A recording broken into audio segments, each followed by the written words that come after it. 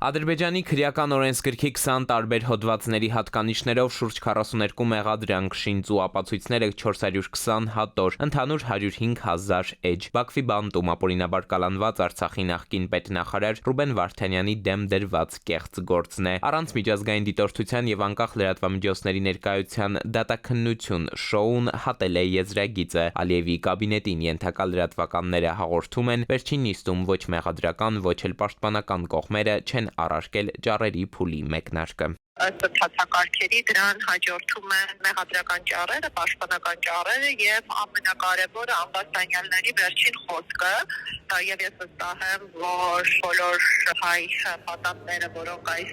կեղծ ապօրինի դատաբարությունների մաս են կազմում, օգտվելու են արտահայտվելու իրենց հնարավորությունից եւ դիրքորոշում են արտահայտելու այդ շինծու մեղադրանքների կապակցությամբ։ Բաքվի բանտից է Ռուբեն Վարդանյանը որդուն փոխանցել, այո, առաջիկայում ունենալու է եզրափակիչ խոսքի հնարավորություն։ Իր ելույթում կընդգծի, որ տեղի ունեցողը չի ընդունում որպես դատական գործընթաց եւ մտադիր չէ մասնակցել արդարադատության իմիտացիային։ Բաքվում տեղի ունեցող այս գործընթացը չի համապատասխանում արդար դատաքննության հիմնական չափանիշներին եւ հետեւաբար չի կարող համարվել դատաքննություն դրա իրական իմաստով։ Ես ոչնչի համար չեմ զղջում։ Բոլոր իմ գործողությունները կատարել եմ գիտակցաբար եւ կամավոր, լիովին հասկանալով հնարավոր հետևանքները։ Ես պատրաստ եմ պատասխան տալ իմ արարքների համար Աստծո առաջ։ Միակ բանը, որի համար ափսոսում եմ, այն է, որ չկարողացա անել ավելին։ Արցախը եղել է, կա եւ կլինի անկախ պատմությունը վերաշարադրելու կամ իրադարձությունների այլ մեկնաբանություն պարտադրելու փորձերից։ Վարդանյանը վերջին նիստերի ընթացքում պարբերաբար պահանջում էր իրեն տրամադրել քրեական գործի նյութերը եւ դիտարկելով ադրբեջանական լրատվամիջոցների, մասնավորապես պետական Ազերթաչ գործակալության հրապարակումները, ակներև է, չնայած դատարանը բավարարել է միջնորդությունները, սակայն Արցախի նախկին պետնախարարն այդպես էլ չի ստացել շինծու գործը։ Հաջորդող նիստերին Ռուբեն Վարդանյանը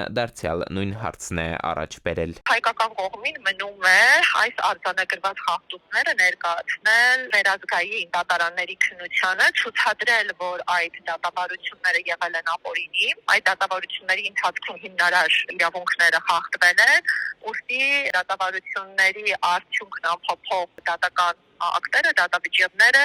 լեգիտիմ չեն։ Դրանք արատով իրականացված պրոցեսների արատավոր պտուղներ են, որոնք միջազգային հանրությունը չի կարող ընդունել որպես լեգիտիմ դատական ակտեր։ Այստեղ Մարդու իրավունքների Եվրադատարանում հայ գերիների շահերի ներկայացուցիչը նաև հիշեցնում է Արցախի ռազմաքաղաքական ղեկավարության միասնական 15-ի գործը։ Ականատես եղանք, ապացույցների հետազոտման փուլն ավարտեցին ուրբաթ, հաջորդող առաջին երկուշաբթի նշանակեցին նիստ, լսելու մեղադրական ճառերը։ Գրեթե նույն պատկերն է Ռուբեն Վարդանյանի գործով, միայն թե այս դեպքում դատախազ կոչվածներն առավել ջրաջան են։ Դա հավելյալ վկայություն է, որ մեղադրական ճառերն են, ինչպես եւ ապակա դատավիճները նախապես գրված, պատրաստված են եւ դրանք ոչ թե այս դատավարական փաստաթղթերը ձևավորվում են դատավարության ընթացքում արդյունքների հաշվառմամբ, այլ կանխակալ կերպով քաղաքական պատվերի հիման վրա։ Մոտ 2 ամիս առաջ, հիշեցնեմ, Ռուբեն Վարդանյանը հրաժարվեց իր փաստաբանից, ըստ դատավոր Աղաևի դժգոհություններ ունենալու պատճառով։ Չուներ պայմանագիր այլ փաստաբանի հետ, ադրբեջանական իշխանությունները պաշտպան նշանակեցին, ինչ